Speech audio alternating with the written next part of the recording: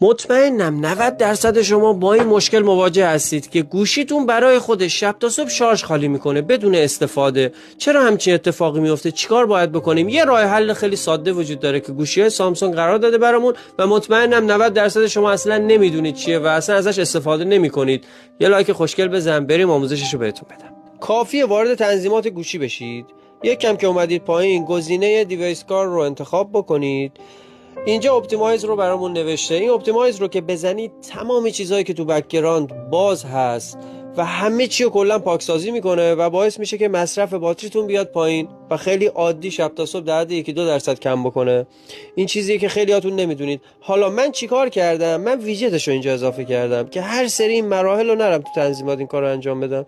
یه دونه این جاروه رو بزنم برام کارو در میاره و پاکسازی میکنش. چجوری بعد اینو شما اضافه بکنید؟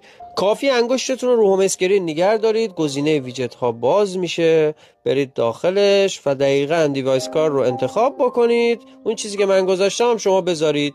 میتونید حالا هر جایی که دلتون میخواد قرارش بدید. به همین سادگی.